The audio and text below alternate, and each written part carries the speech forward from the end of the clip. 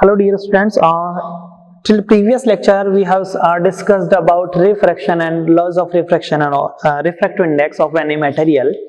So right now we are going to start our next topic which relates to refraction itself, refraction through a rectangular glass slab or refraction through a glass slab. Let us consider a glass slab. Suppose this is our glass slab. Okay, glass slab.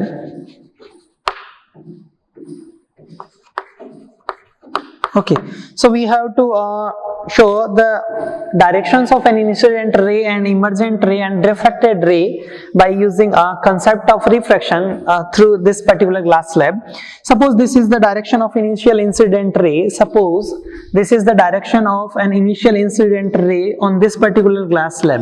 So incident ray, incident light ray. Okay, suppose this incidence at an angle, theta 1, suppose theta 1, the angle of initial incident ray from normal which is n1, Okay, so we know our light ray incidence through air to glass. Okay. So we know when a light ray travels from one media to other media, then refraction takes place, अच्छा तो होगा क्या बेटा आपका, जब ये एक media से दूसरी मीडिया में जाएगी तो बैंड होगी. But we know if a light ray travels from rarer media to denser media, it means air to glass, it means rarer to denser, and we know when a light ray travels from rarer media to denser media, then it will bend towards normal, see this is the our normal, and this is the direction of initial incident ray. Okay, this is the direction of initial incident ray. So it will bend when a light ray travels from rarer media to denser media, then it will bend towards normal. It means ये आपका जो ray था वो normal के थोड़ा सा shift हो गया, टुवर्ड्स नॉर्मल शिफ्ट हो गया. Suppose this is the angle theta 2. Okay, this is the angle theta 2. Okay, again refraction takes place. See, at this particular age the light ray travels from glass to air. It means again अगर media change हो रहा है तो क्या होगा, refraction होगा. और refraction कौन सा होगा बेटा, ग्लास से air. It means denser to rarer है, तो ये इसका डायरेक्शन है. Suppose this is normal to n2. Okay, this is the angle theta 3. Okay, so this is known as refracted ray. Okay, so this is angle theta 2, theta 3. Okay, now refraction again takes place, and we know if a light ray travels from denser media to rarer, there is air na, so this is also rarer media as compared to glass. So when a light ray travels from denser to rarer, then it will bend away from normal, so it will pass like this, so this is known as emergent ray. Now we come to know that our incident in the direction of initial incident ray and emergent ray both are parallel. Suppose this is angle theta 4. But if I'm going to prove that the incident ray and emergent ray both are parallel to each other. Suppose this is point P, and this is point Q. So by using laws of refraction, I'm going to prove that the emergent ray is parallel to the initial incident ray. Okay, so by using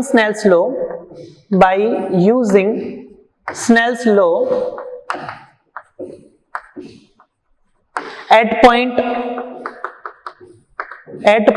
P पे बेटा P point पे मैं Snell's law use कर रहा हूं. It means मैंने आपको बोला कि sin theta 1 by theta 2 should be equals to, suppose refractive index of air is n1, and the refractive index of glass is n2, and air here also n1. Okay, so the refractive index of air is N1 and glass is N2 and again air is N1. So we know by using Snell's law at point P sin theta 1 by sin theta 2 should be equals to N2 by N1, N2 by N1, or we can say N1 sin theta 1, N1 sin theta 1 is equals to N2 sin theta 2, N2 sin theta 2. This is equation number first. Okay, by using Snell's law at point Q, क्योंकि Q पे क्या हो रहा है बेटा, glass से air में आपका जो वेव है, वो जो रे है वो ट्रेवल कर रहा है एक मीडिया से दूसरे मीडिया में, तो Q पे भी रिफ्लेक्शन हो रहा है. सो एट पॉइंट Q पे अगर मैं स्नेल्स लॉ लगाता हूं तो बेटा लिखूंगा sin theta 3 divided by sin theta 4 by sin theta 4. Theta बेटा एंगल को रिप्रेजेंट करने का नोटेशन है ना. सो मैंने लिखा sin theta 3 by sin theta 4 क्या होना चाहिए बेटा, n ये वाला जिसमें जा रहा है तो किसमें जा रही है रे, तो n1 by n2.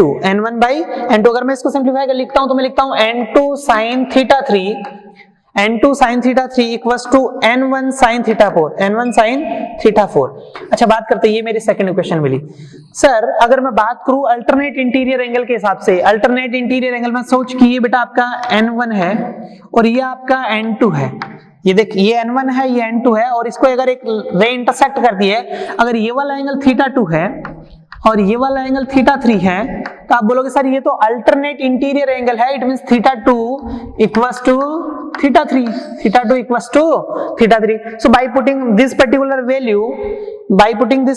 Value sin n1 sin theta 2, और थीटा 2 को मैं क्या लिख सकता हूं, थीटा 3 को थीटा 2 लिख सकता हूं. अच्छा, मैं अगर इसको ऐसा लिखूं, इसको sin थीटा 2 कि मैं इसी को एक्सटेंड करना चाह रहा हूं, तो मैंने लिखा n1 n2 sin थीटा 3 की जगह मैं क्या लिख सकता हूं बेटा, theta 3 and theta 2 are same because a line intersects two parallel lines, then there will be two angles, interior in alternate angles, which is also same. So n2 sin theta 3 replaced by theta 2 equals to n1 sin theta 4. Okay, so this is equation 3, and by equating equation first and third, अगर मैं first और third equation को equate करूंगा तो मुझे क्या मिलेगा बेटा, यहां से मुझे मिल रहा है कि n1 sin theta 1 equals to n2 sin theta 2, और n2 sin थीटा 2 क्या है बेटा, n1 sin theta 4, it means n1 sin theta 4. बात करेंगे सर n1 से n1 कैंसिल आउट हो गया, it means we will get sin theta 1 equals to sin theta 4, sin theta 1 equals to sin theta 4. sin theta 1, अगर sin theta का sin theta same है तो theta भी क्या होगा, theta 1 equals to theta 4. It means आपका जो theta 1 है, जो इनिशियल इंसिडेंस का एंगल है किससे, आपकी नॉर्मल से, वो n2 से जो थीटा 4 है वो दोनों क्या है, सेम है. अगर मैं बोलूं कि किसी एक लाइन से दो एंगल सेम है तो ये कैसी होगी, दोनों सपोज कर देखो ये परपेंडिकुलर से एंगल दोनों सेम है, तो ये कैसी लाइन है, पैरेलल लाइन है. So we can say that, hence we can say that the direction the emergent ray is parallel to the emergent ray which is makes an angle theta 4 from perpendicular or normal n2. So we can say the emergent ray is always parallel to the direction of initial incident ray, so this is the refraction through a glass slab. Okay, next we have to discuss refraction through a lens. Okay, so what is lens, or what are the notifications or denotations of lens? Let's see.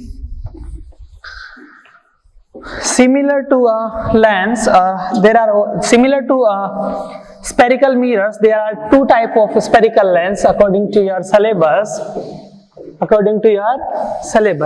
So spherical lens,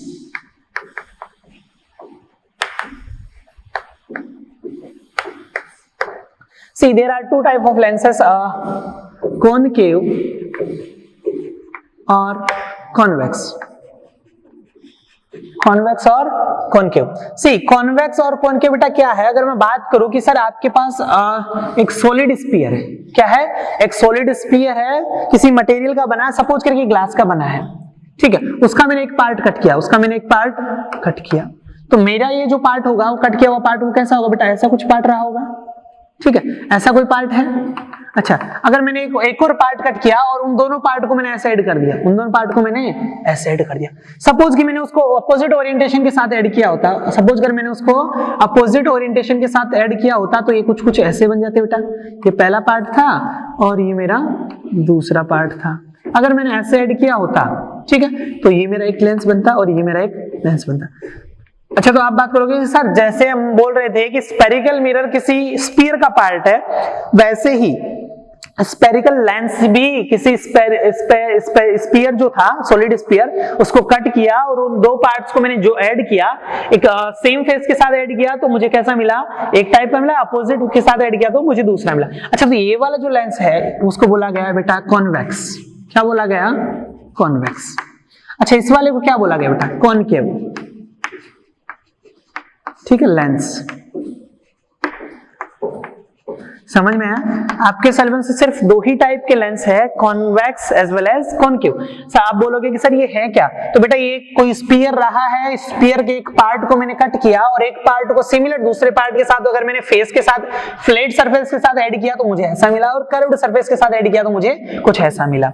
अच्छा sir, बात करते हैं कि notations की बात कर लेते हैं कि आपका कॉन्वेक्स मैंने अगर ऐसा बनाया, कॉन्वेक्स मैंने अगर आपका ऐसा बनाया, ठीक है, मैंने कॉनकेव भी बनाया, नोटेशंस के बारे में बात कर लेते हैं कि मैंने कॉनकेव बनाया और कॉन्वेक्स बनाया। अच्छा सर, बोथ टाइप ऑफ जो आपके लेंसेस है वो किसी स्फीयर का पार्ट है, मतलब यहाँ इनका एक मिड पॉइंट होता है, उसको बोला जाता है बेटा ऑप्टिकल सेंटर ओ। क्या बोला गया? Optical centre O. ठीक है, so mid point of lens is known as optical centre O. अच्छा, ये वाली जो है ये प्रिंसिपल एक्सिस है, ये क्या है बेटा दोनों के लिए? Principal axis. ठीक है, ओके। अच्छा, बात करते हैं सर, हमारा ये प्रिंसिपल एक्सिस है, ये O है, तो हम बात करें तो बेटा देखो ये दो सरफेस है, अगर मैं इसको एक्सटेंड करना चाहूंगा तो इधर स्फीयर कंप्लीट हो रहा है और इसको एक्सटेंड करूंगा तो इस डायरेक्शन में कंप्लीट हो रहा है। अगर मैं इसी सरफेस को एक्सटेंड करता हूं तो इसका एक स्फीयर यहाँ कंप्लीट हो रहा है और इस वाले का इधर कंप्लीट हो रहा है। तो आप बोलोगे कि सर यहाँ तो दो सेंटर ऑफ कर्वेचर होने चाहिए, कितने होने चाहिए? Here will be two centre of curvature, two focal length like this. See, I'm going to discuss about first of all convex.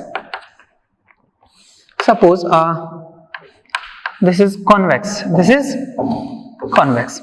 Okay, so this is the optical center O, principal axis. See, अगर I am going to complete this particular surface को अगर मैं इसको complete करने जा रहा हूं तो मेरा एक स्फीयर बन रहा है, तो उस स्फीयर का कुछ सेंटर रहा होगा, so this is the center C1 अगर मैं इसको बोलना चाह रहा हूं। अगर आपको बोलोगे सर ऑप्टिकल सेंटर से और C जो लेंस है, ये दोनों लेंस कैसे होने चाहिए बेटा? थिन होने चाहिए। कैसे होने चाहिए? थिन लेंस है। कैसे है? थिन लेंस है। It means the thickness of lens is much less as compared to center of curvature or focal length, center of curvature और radius of curvature to focal length. Okay, तो ये जो O से C1 का जो point है वो क्या होगा बेटा? F1 होगा, मिड पॉइंट। अच्छा, सिमिलर इधर अगर मैं इस वाली सरफेस को कंप्लीट करने जा रहा हूं तो मुझे क्या मिलेगा? एक सेंटर मिलेगा, इधर C2 मिलेगा, तो इसका मिड पॉइंट जो होगा वो क्या होगा बेटा? F2 होगा। C सेंटर ऑफ कर्वेचर है, F फोकल पॉइंट है, तो सेंटर ऑफ कर्वेचर से जो O का जो डिस्टेंस होगा, किसका? O का जो डिस्टेंस होगा उसको मैं बोल सकता हूं R1, R2 बोलूंगा इधर वाले के लिए, और इधर वाले के लिए क्या बोलूंगा? R1 बोलूंगा।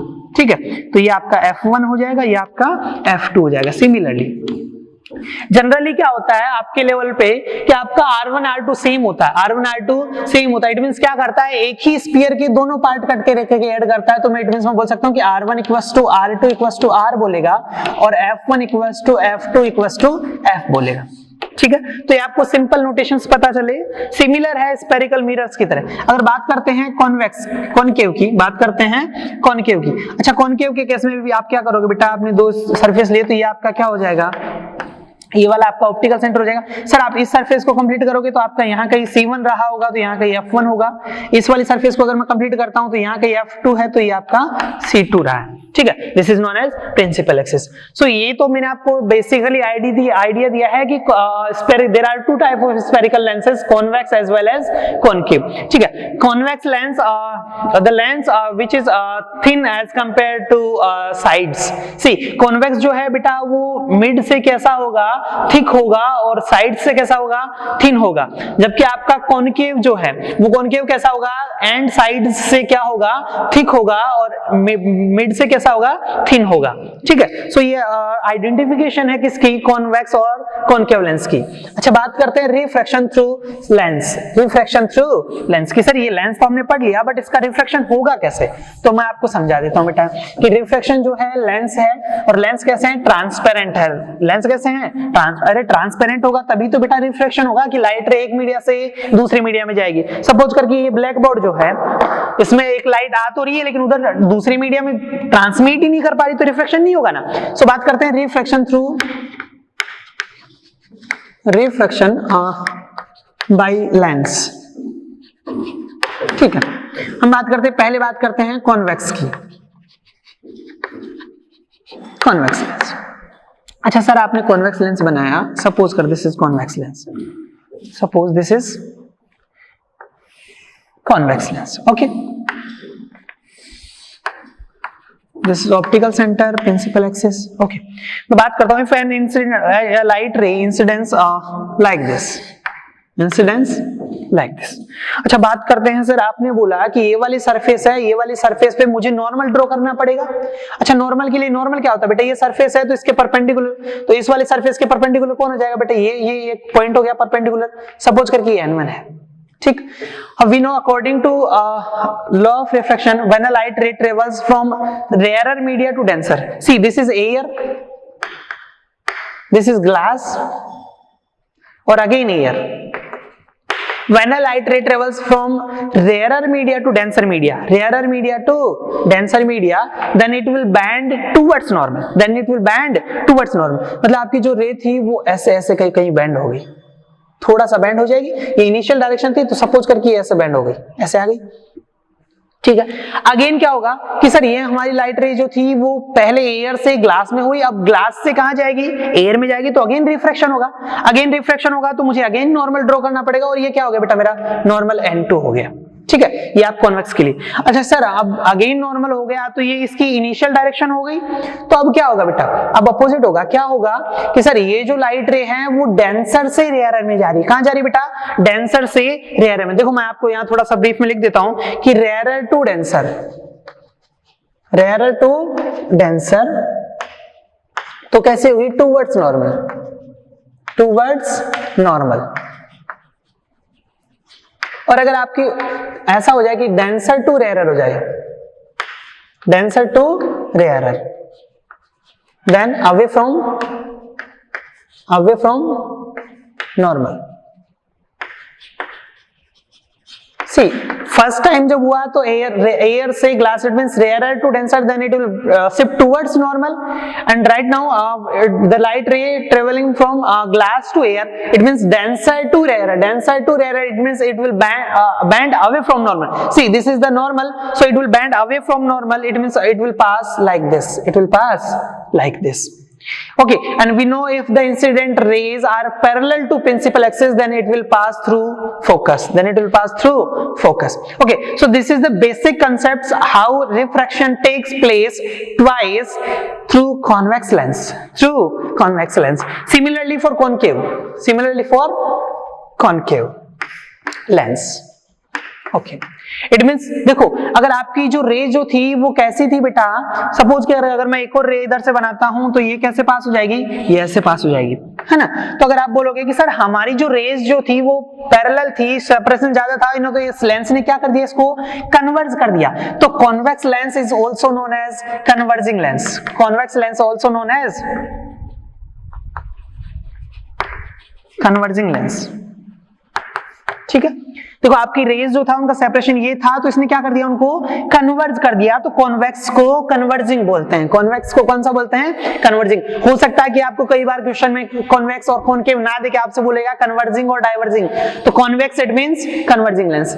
See the refraction through concave lens, concave lens, ठीक है। कॉनकेव की बात करते हैं तो बेटा ये आपका कॉनकेव लेंस है। Now refraction through concave lens. See this is consider this is concave lens. This is the principal axis of this particular lens. This is principal axis. Okay. See if the incident rays are parallel to, yeah. see if the incident rays are parallel to principal axis like this. See, this is incident ray. Okay, so here from air to glass and glass to air again. Okay, here also refraction takes place twice. First one when light ray enters from air to glass and glass to air again. Okay, so at this particular point we have to draw normal. Suppose this is n1. Okay, this is the direction of initial incident ray. We know when a light ray travels from rarer to denser, then it will bend towards normal. Okay, so it will bend towards normal. So this is normal, तो ये normal की तरफ shift हो जाएगी. मान लो कि ये थोड़ा सा ऐसे शिफ्ट हो गई, टुवर्ड्स नॉर्मल हो गया बेटा. अच्छा, अब क्या हो गया बेटा, आप बोलोगे कि सर अगेन से refraction takes place again because light ray travelling from glass to air, it means denser to rarer. Again I am going to draw a normal over here. Suppose this is normal is this at this particular location, so n2. Okay, so this is the direction of initial incident ray for this particular normal n2. And we know a light ray travels from denser to rarer, it means glass to air, then it will bend away from normal. So this is normal, so it will shift away from normal like this. So it will pass, it seems to be passing through focus. अब बात करते हैं बेटा कि ये कैसा, किस type का लेंस है. तो आप बोलोगे कि सर मेरा जो सेपरेशन था, अगर मैं सिमिलर एक और ड्रॉ करना चाहूं, one more, I do like to draw one more. So it will pass through like this. Okay, it means आपका जो रेज जो था वो पैरेलल था, तो देखो उन दोनों रेज को इसने क्या कर दिया बेटा, डाइवर्ज कर दिया. तो कॉन्वेक्स लेंस, कॉनकेव लेंस जो है वो कैसा है, डाइवर्जिंग लेंस. ठीक है, तो आपको कई बार हो सकता है कॉन्वेक्स और कॉनकेव का नाम दे, आपसे पूछे कन्वर्जिंग और डाइवर्जिंग. इट मींस कॉन्वेक्स जो है उसने क्या किया बेटा, कन्वर्ज किया. That's why convex lens is also known as converging lens, whereas concave lens converges, whereas convex lens diverges.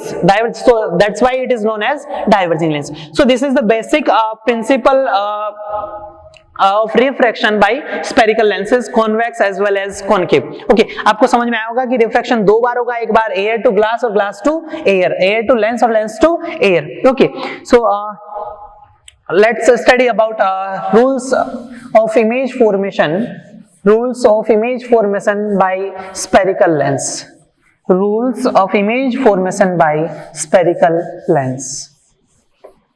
See, rules of image formation by spherical lens. ठीक, rules of image formation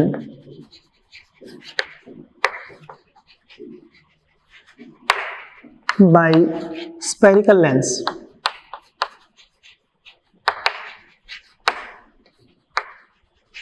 These are same for both type of lenses. The very first rule: if incident ray is parallel to principal axis, then it will pass through focus.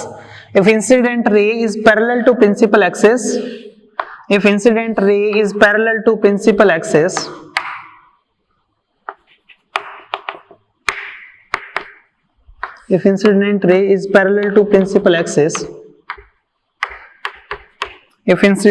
suppose this is an initial incident ray and this is parallel to principal axis.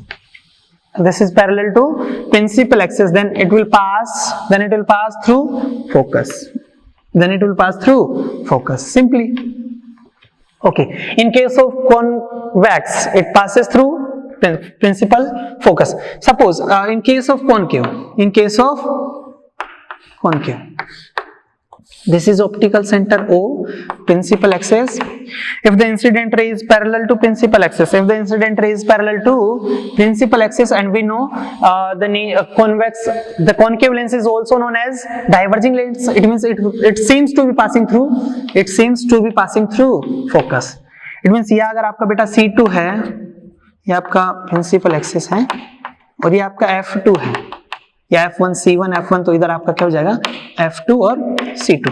तो देखो अगर बात करते हैं convex के case में, तो आपकी incident ray, if the incident ray is parallel to principal axis then it will pass through focus, then it will pass through focus in case of convex, in case of convex, whereas in case of concave it seems to be passing through focus, it seems to be passing through focus because we know concave lens is diverging lens, concave lens is diverging lens whereas convex is converging। okay, second जो है vice versa है first का, second जो है बेटा vice versa है first का। It means if an incident light incidence through focus, if an incident light incidence through focus, then after refraction it will pass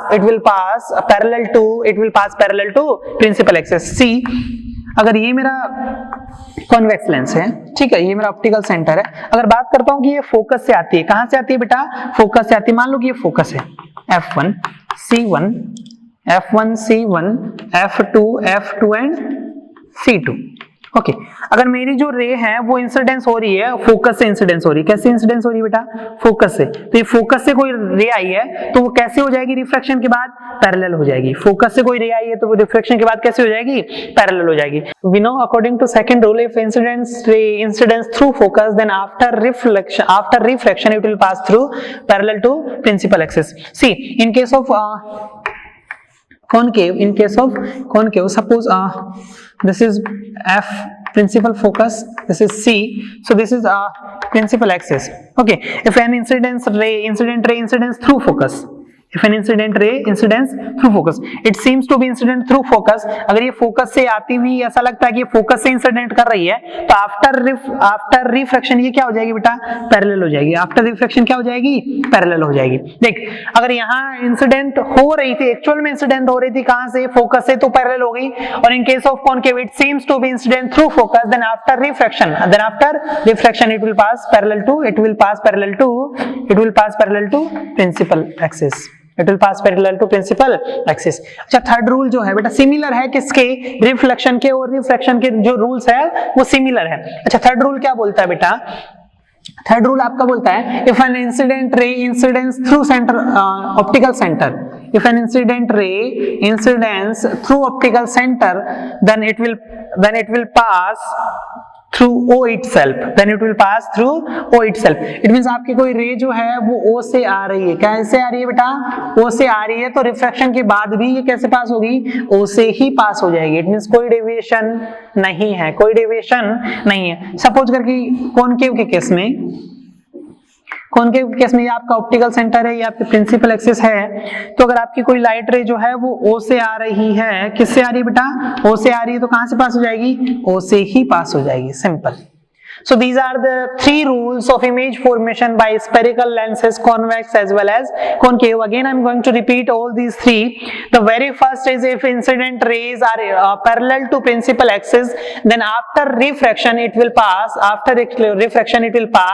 through focus in case of convex, whereas it seems to be passing through focus in case of concave।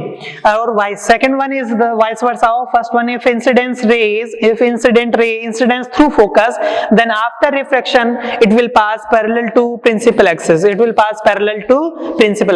and the third and last is if incident ray incidence through optical center, then they will pass O itself, or we can say if incident rays incidence through optical center, they will pass after refraction without any deviation। okay, so अगर आपका incident ray जो है वो O से आ रहा है तो O से पास करेगा।